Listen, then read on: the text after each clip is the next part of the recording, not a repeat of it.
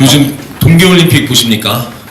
네, 밀라노 코르티나 동계올림픽이 진행 중입니다. 내일이 폐막이라고 하네요. 우리나라에서도 여러 종목에 많은 선수들이 참가했습니다.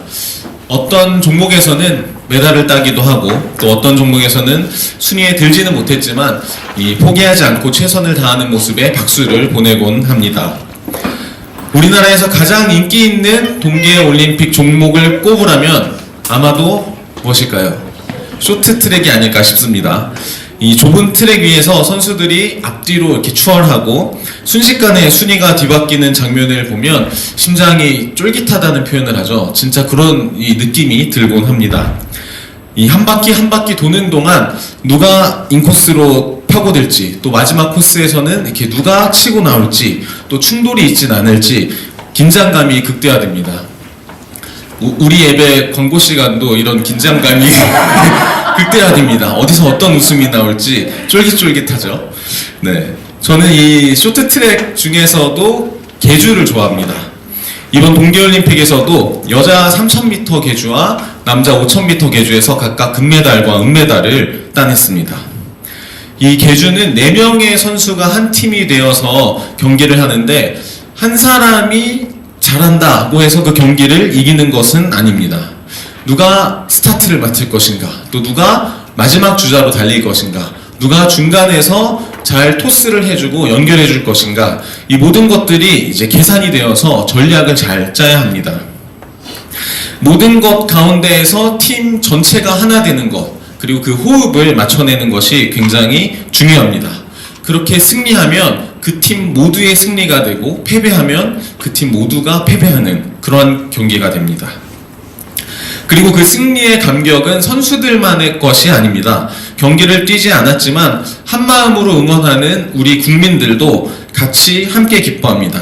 왜냐하면 개인이 아니라 대한민국, 바로 팀 코리아라는 이름으로 싸웠기 때문입니다. 이 평화와 상호 존중의 가치를 중요하게 생각하는 올림픽에 비할 것은 아니지만 전쟁이라는 것도 이 한 팀이 되어서 싸운다는 유사한 성격을 갖고 있습니다. 성경을 읽다 보면 전쟁 이야기가 많이 등장합니다. 특히 이스라엘 백성과 이방 족속 사이의 전쟁이 많이 나옵니다. 때로는 승리하기도 하고 또 때로는 패하기도 하면서 나라가 멸망해서 포로로 끌려가기도 하죠. 겉으로 보면 이것은 단순한 나라 사이의 힘의 경쟁, 힘의 논리에 따른 충돌처럼 보일 수 있습니다. 강한 쪽이 이기고 약한 쪽은 지는 그런 역사처럼 볼 수 있는데 성경 안에서의 전쟁은 늘 영적인 의미를 담고 있습니다. 왜 그 전쟁이 일어났는지, 그리고 하나님의 백성인 이스라엘이 그 당시에 어떤 상태였는지, 또 무엇을 향해서 살아가고 있는지를 그 전쟁을 통해서 우리는 볼 수 있게 됩니다. 그래서 사도 바울도 디모데 전서에서 이렇게 말합니다. 믿음의 선한 싸움을 싸우라. 우리의 싸움은 이 육체 안에서 세상 속에서의 경쟁이나 성공을 위한 싸움이 아니라 믿음을 지켜나가는 싸움이며 하나님을 향한 방향을 놓치지 않는 싸움이다. 이렇게 말합니다. 그러니 우리는 눈에 보이지 않는 전쟁, 즉 영적인 싸움을 우리 안에서 해가고 있고, 그런 우리 안의 영적인 전쟁을 위해서 이 성경에 기록된 전쟁 이야기들을 오늘 읽어가야 할 것입니다. 최근에 우리 담임 목사님께서는 사무엘상 말씀을 전해주고 계시죠. 지난주에는 사무엘상 13, 14장 부분을 나눴습니다. 이스라엘의 초대 왕인 사울이 세워진 이후에 블레셋과 전쟁을 치르는 장면이 나옵니다. 이 블레셋은 떠돌이, 나그네 이런 의미를 가진 족속이다. 이렇게 우리가 함께 나눴습니다. 하나님보다는 이제 현재 지금 나의 상태, 지금의 물질적인 안정과 풍요, 이것을 삶의 중심에 두고 살아가는 민족이 블레셋 족속이다. 그래서 우리는 말씀을 통해서 내 안에도 그런 블레셋과 같은 마음이 있는데 이 블레셋과의 전쟁을 해가야 된다. 이런 주제로 함께 교제하고 나누고 있습니다. 이 하나님을 향한 삶과 세상을 향한 삶, 잘 먹고 잘 살고 싶은 마음, 그것 가운데에서 우리가 어느 쪽으로 가야 할지 영적인 싸움을 해가고 있는 중이죠. 그리고 사무엘상 15장으로 이어질 때 이제 아말렉과의 전쟁이 벌어지는데, 오늘 우리가 읽은 본문도 이스라엘과 아말렉이 전쟁을 하게 되는 장면입니다. 오늘 본문에서 우리는 아말렉은 그럼 어떠한 이방 족속이었었는지, 그리고 오늘의 전쟁은 어떤 의미를 담고 있는지를 함께 살펴볼 수 있습니다. 이스라엘은 오늘 전쟁에서 승리를 하게 되는데, 이 승리가 어디에서부터 기인한 것인지를 보면 좋겠습니다. 바로 팀 이스라엘의 승리 방식이 어떤 것이었는지를 오늘 본문을 통해서 보도록 하겠습니다. 오늘 이스라엘 백성은 애굽에서 나온 이후에 르비딤이라는 곳에서 이르게 되고 아말렉과 이곳에서 전쟁을 치르게 됩니다. 모세는 여호수아를 불러서 사람을 택하여서 전쟁에 나가라 이렇게 말하고, 모세는 이 아론과 훌을 데리고 산 꼭대기로 올라가게 됩니다. 실제 전투는 여호수아가 평지에서 하게 됩니다. 그리고 모세는 동시에 산 꼭대기에서 다른 전쟁을 치르게 되죠. 바로 모세가 손을 들면 이스라엘이, 즉 여호수아가 싸우고 있는 이 전쟁에서 이기게 되고, 모세의 손이 내려오면 이 여호수아가 싸우고 있는 전장에서 패하게 되는, 아말렉이 이기게 되는 그러한 현상이 나타나게 됩니다.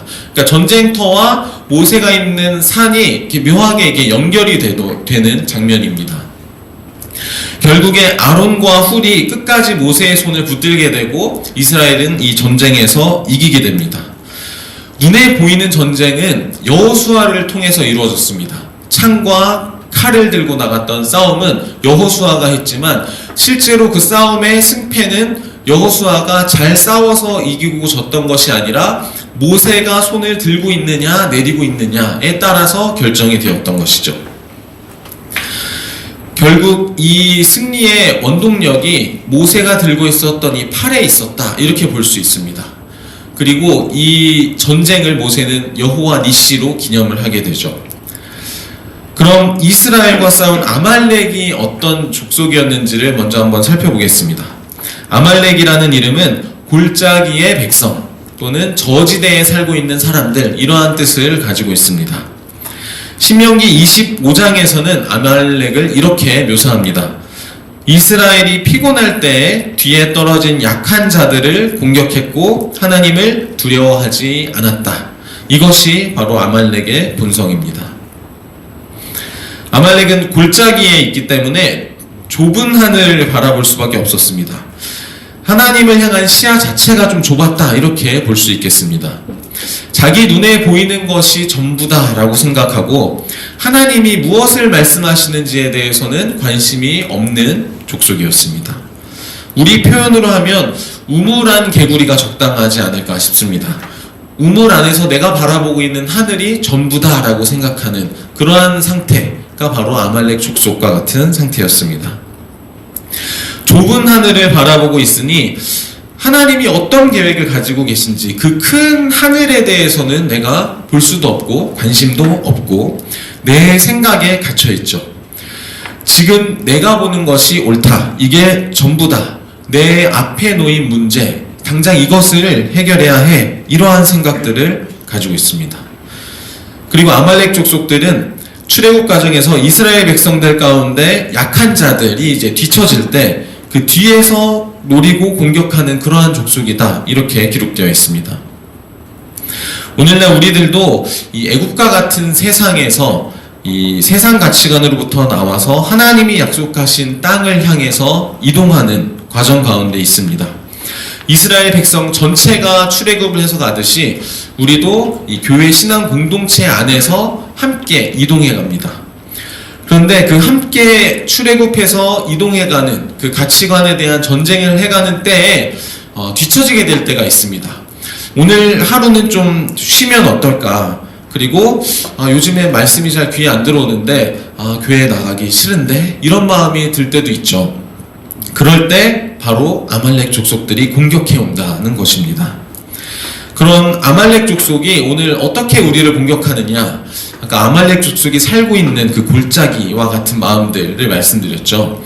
이 좁은 하늘, 내가 보고 있는 것이 전부다라고 생각하는 그런 마음들, 그리고 이 골짜기는 사실 산과 산 사이에 있기 때문에 땅 자체도 굉장히 좁습니다. 내가 발을 딛고 있는 지금 이 땅이 내게 전부야 라고 생각하는 그런 마음이 들 때 아말렉과 같은 족속이 우리를 쳐들어오게 됩니다. 그런 아말렉 족속과 같은 우리 안에 있는 마음과 전쟁을 해가야 합니다. 아말렉과의 이 전투는 이스라엘 백성이 출애굽한 이후에 처음으로 치른 전쟁이었습니다. 그래서 더 의미가 있습니다. 이스라엘 백성들은 400년 동안 애굽의 노예 생활을 했습니다. 그러고 나서 애굽을 빠져나왔기 때문에 출애굽하고 있는 과정 자체도 순탄하지 않았을 뿐더러 광야에 있는 그 척박한 땅에서 먹고 사는 문제 때문에도 힘들고 생존 자체가 고민이었던 백성들이었습니다. 그러니 이런 이스라엘이 마주하게 된 아말렉과의 첫 전쟁에 대해서 제대로 전투력이 준비되어 있을 리가 만무했습니다. 그런 상황 가운데 이스라엘이 승리했다는 것은 하나님께서 이스라엘이 앞으로 치러나가야 할 전쟁들에 대해서 어떤 마음으로 전쟁에 임하여야 하는지를 상징적으로 보여주는 이 사건이다, 이렇게 볼 수 있습니다. 과연 무엇으로 이스라엘은 이겨나갈 것인가? 거기에 대한 답이 바로 여호와 니시입니다. 여호와 니시는 여호와가 나의 깃발이다, 여호와가 나의 승리이다 라는 뜻입니다. 하나님은 이 전쟁을 통해서 이스라엘에게 기억해야 할 한 가지를 알려주셨습니다. 전쟁은 잘 준비해서 또 힘으로 이겨내는 것이 아니라 어떤 깃발 아래에 서 있는가, 이것이 더 중요하다는 것을 말입니다. 전쟁터에서 병사들은 전쟁이 벌어지고 있는 모든 상황을 알 수는 없습니다. 내 눈앞에 있는 이 적군과 싸워야 하고, 그리고 방향을 잃기도 쉽고, 또 각자의 판단대로 움직이면 흩어지게 되고 무너지게 되기 쉽습니다. 그럴 때 깃발을 바라보게 되면 그 깃발이 바로 모두가 바라볼 수 있는 표대가 되고 하나로 모이게 되는 기준이 됩니다. 오늘 우리 교회는 임시 재직회를 앞두고 있습니다. 우리 교회는 당회 구성이 되지 않은 미조직 교회이기 때문에 이 임시 재직회를 열고 이제 임시 당회장을 모시고 이것을 해야 합니다. 그러니까 한마디로 축약하면 작은 교회다, 이렇게 보시면 됩니다. 이런 날 이 작은 교회가 가질 수 있는 장점, 특히 이제 신촌평강교회의 힘은 무엇일까, 이런 부분들에 대해서 좀 생각하게 됩니다. 팀 신촌평강의 승리 방식은 무엇일까? 우리 교회에 많은 장점들이 있습니다. 청년들이 많다, 그리고 열정적이다, 그리고 작기 때문에 유연하다, 그리고 지금 아무것도 없기 때문에 앞으로는 조금 더 뭐가 생기지 않겠냐라는 기대감들도 있습니다. 네, 이러한 가능성으로 총회에서 열린 이제 개척교회 사례공모전에서 당당히 1등을 수상하기도 했죠. 그런데 저는 무엇보다 우리 교회의 가장 큰 장점은 하나 되는 마음이다, 이렇게 생각합니다. 그 하나 되는 마음은 단순히 서로 좀 성격들이 좋아서 잘 맞춰주거나 배려하거나 또 합이 잘 맞아서 생기는 부분은 아닙니다. 무엇 앞에서 우리가 하나가 될 것인가 하는 그 기준이 중요합니다. 바로 여호와의 깃발 아래에서 하나가 되는 것입니다. 오늘 본문에서 모세가 제단을 쌓고 여호와 니시를 부른 것처럼 공동체는 깃발 중심으로 하나가 되어야 합니다. 이 전쟁터에서 깃발은 방향을 잃지 않게 하는 기준점이 된다고 말씀드렸습니다. 회사도 공공기관도 이 사회에서 보면 이 조직체로 운영이 될 때 머리가 누구인지가 굉장히 중요합니다. 그 기관을 이끄는, 그 조직을 이끄는 사람이 어떤 생각을 가지고 있는지, 어떤 방향으로 가는지에 따라서 그 조직의 성격이 결정됩니다. 그런데 상사와 부하 직원 사이에 생각이 다르게 되면 이제 잡음이 생기게 됩니다. 각자가 처한 상황들이 다르고 또 생각도 다르고 어떠한 상황에 대해서 의견들도 다르기 때문에 그것이 하나의 마음으로 합해지지 않으면 삐그덕거리게 마련입니다. 그리고 마음이 동하지 않는데 어쩔 수 없이 하는 상황들이 발생하기도 합니다. 교회도 그런 조직체와 같이 상하 수직적인 관계가 되면 삐그덕거릴 수 있습니다. 건강한 교회는 어떤 교회냐? 그러면 그 상하 수식적인 관계에 대해서 예스만 하는 조직이냐? 그렇지는 않습니다. 그런 하나 되는 마음을 억지로 만들 수는 없습니다. 여호와의 깃발을 들고 있는 사람과 유기적인 마음으로 이루어지는 것, 그것이 건강한 교회가 가는 방향입니다. 그 여호와의 깃발을 모두가 바라볼 때 저절로 한 마음이 되어져갑니다.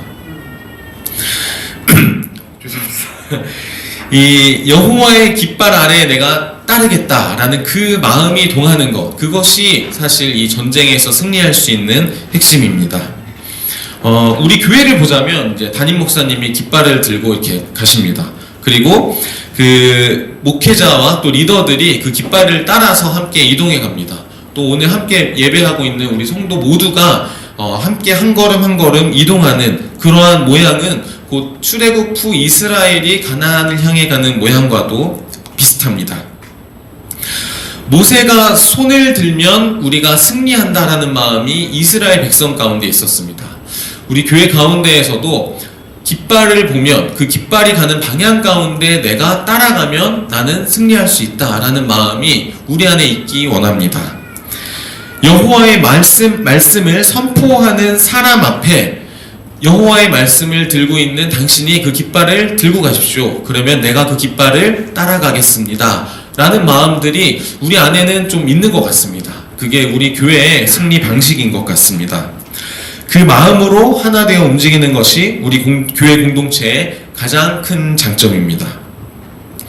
그렇게 깃발을 향해 가는 마음이 있기 때문에 우리는 교회 안에서도 그러하지만 각자의 삶 가운데에서도 승리할 수 있습니다. 각자의 자리에서 우리는 각자의 전쟁터에서 전쟁을 치러냅니다.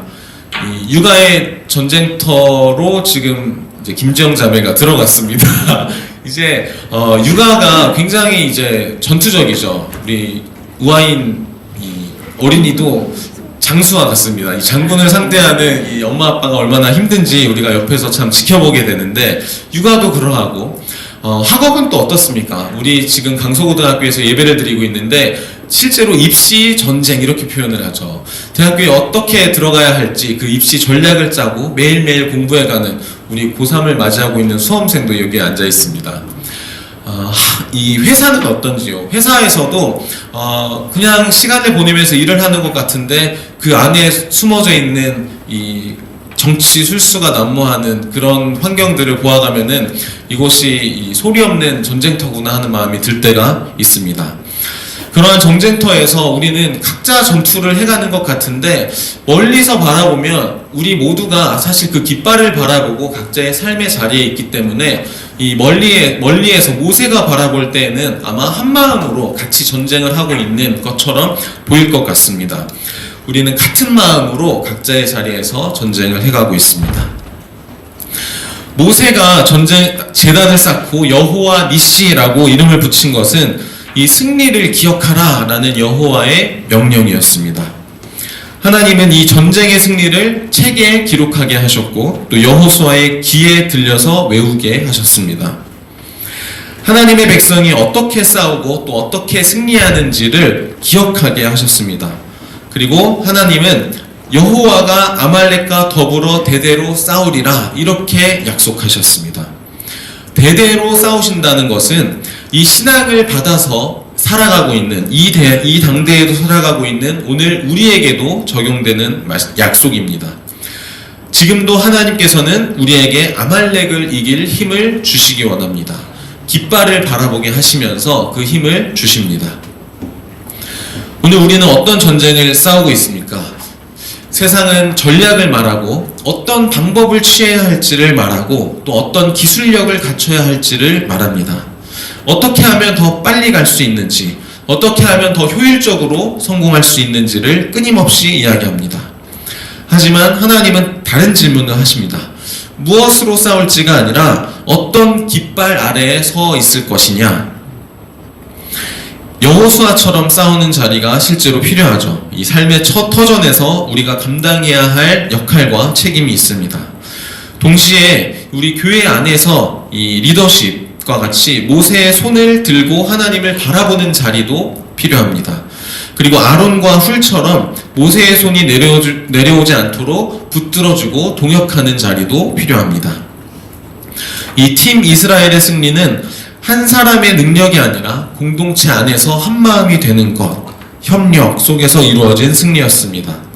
서로 다른 자리에 있는 것 같지만 결국 하나의 마음으로 하나가 되는 것, 하나의 깃발을 바라보는 것, 그 여호와의 깃발 아래에 있었기 때문에 승리할 수 있었습니다. 오늘은 사순절 첫째 주일입니다. 사순절은 부활절을 준비하며 예수 그리스도의 고난을 깊이 묵상하는 시간입니다.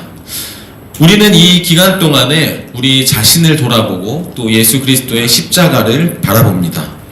세상은 더 빨리, 더 열심히 하라고 말하지만 사순절은 우리의 능력이 어디에 있는지가 아니라 우리의 방향이 어디에 있는지를 점검하는 시간입니다.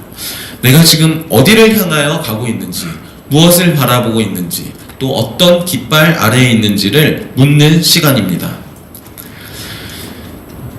이 팀 이스라엘이 승리했던 것처럼 우리도 강하고 새로운 무기를 갖춰서가 아니라 여호와 니시의 깃발 아래 함께 다시 서는 시간을 갖기 원합니다. 각자의 삶의 자리에서 싸우고 있지만 같은 깃발을 바라보며 함께 걸어가는 하나님의 백성이 되기 원합니다.